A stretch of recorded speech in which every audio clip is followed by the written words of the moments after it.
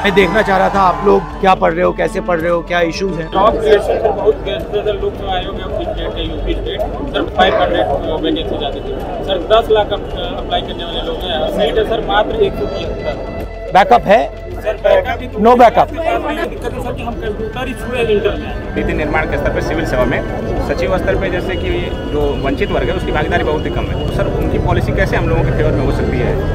मेरी broadly thinking है कि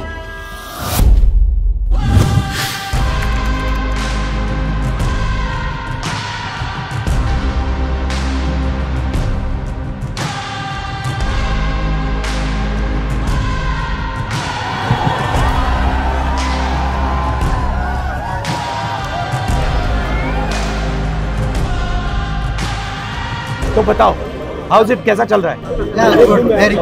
मैं देखना चाह रहा था आप लोग की सिचुएशन कैसी है, क्या हो रहा है, क्या पढ़ रहे हो, कैसे पढ़ रहे हो, क्या इश्यूज हैं, थोड़ा समझना चाहता था। अभी मैंने ये यात्रा की, आपने देखा होगा, कन्याकुमारी से कश्मीर, तो उसमें मुझे एक अजीब सी चीज़ देखने को मिली कि जब भी मैं युवाओं से, बच्चों से पूछता था क्या करना चाहते हो, तो सिर्फ 5 जवाब मिलते थे।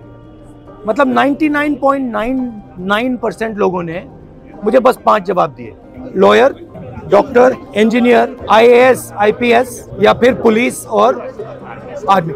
शायद एक लड़की मिली जिसने कहा कि मैं अपना बिजनेस चलाना चाहती हूँ, तो इसलिए मैंने सोचा कि मैं आज डायरेक्टली आपसे आगे थोड़ा पूछ लूँ आपकी एस्पिरेशन क्या है, क्या कर रहे हो, क्या कोशिश कर रहे हो, क्या मुश्किलें हैं, ये मैं समझना चाह रहा था।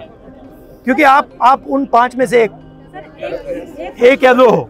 सर सिस्टम में 2-3 जगह खामी है। पहले तो एजुकेशन, हम सर ग्रामीण भूमि से आते हैं, मैं यूपी का हूँ, यूपी का। कहाँ के वहाँ? बनारस। तो सर वहाँ सिस्टम में ये दिक्कत है सर कि हम कंप्यूटर ही छुए इंटर में आते, देखे आपको कि कंप्यूटर क्या होता है, तो हमारे लिए IT सेक्टर खत्म।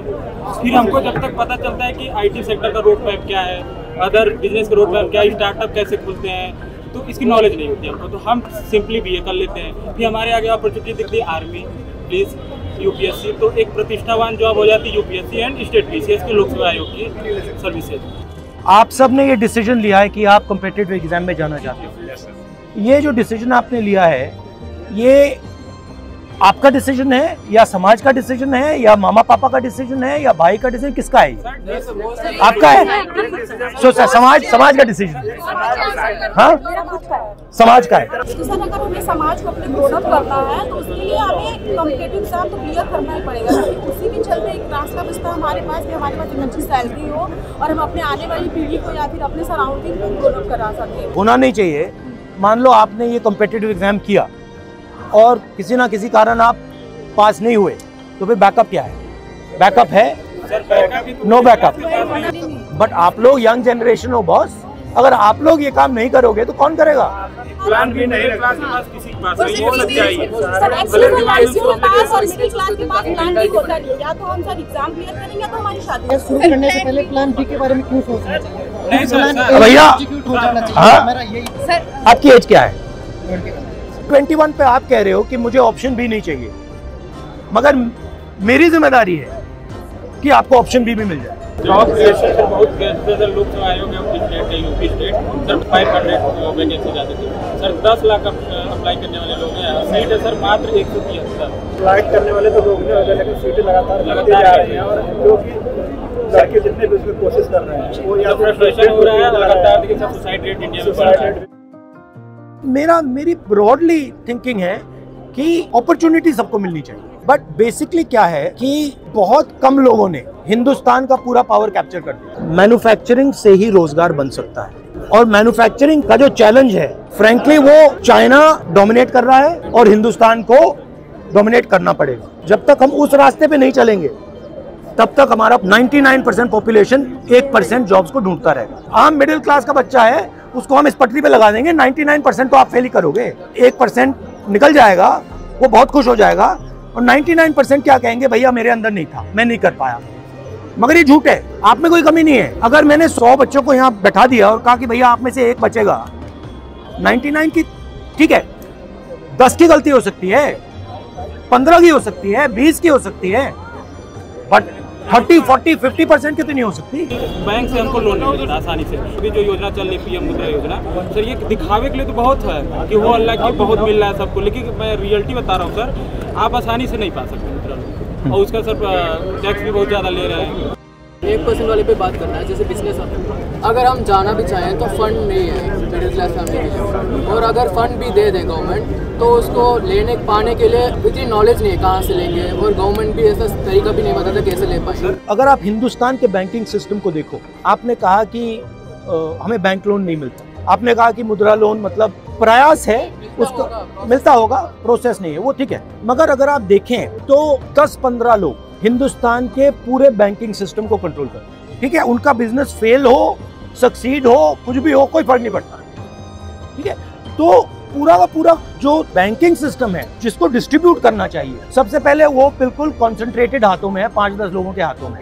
हम देखिए सर ओबीसी कम्युनिटी से आते हैं, तो सर हमारे साथ पक्षपात हम हर जगह देख रहे हैं। जैसे ना कि मेरा मुद्दा ये है कि जैसे आपने कहा कि जो नीति निर्माण के स्तर पर सिविल सेवा में सचिव स्तर पे जैसे कि जो वंचित वर्ग है उसकी भागीदारी बहुत ही कम है, तो सर उनकी पॉलिसी कैसे हम लोगों के फेवर में हो सकती है? मैंने कभी कर्नाटक में बोला, सबसे पहले तो ये पता लगाना पड़ेगा कि हैं कितने लोग।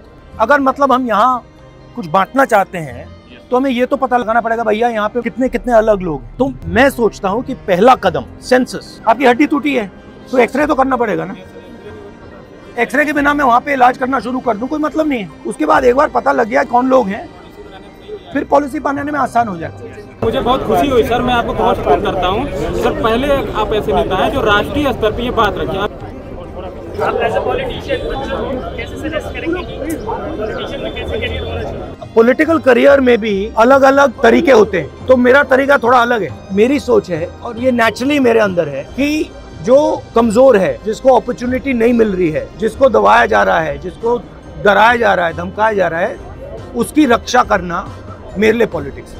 सर कौन सा मोमेंट भारत जोड़ो यात्रा में आया था जिसने मतलब आपको झकझोर के रख दिया, जिसने आपको दुखी किया, और एक वो मोमेंट नहीं बहुत सारे कोई एक नहीं बहुत, क्योंकि एक्चुअली मुझे क्या लगा भारत जोड़ो में कि इतनी एनर्जी है देश में, मतलब अनलिमिटेड है और जाया हो रही है, सही दिशा में इस्तेमाल नहीं। मतलब जो इतना केपेबल लड़का है, लड़की है, उसके लिए रास्ता ही नहीं बन रहा है, वो धंसा पड़ा हुआ है, फ्रस्ट्रेट हो रहा है। तो ये मुझे मतलब, और ये हर स्टेट में था। राहुल मेरा 15 इयर्स का ड्रीम था आपसे मिलने का। अच्छा। फाइनली आफ्टर 15 इयर्स पूरा हुआ है। Okay, nice to meet you.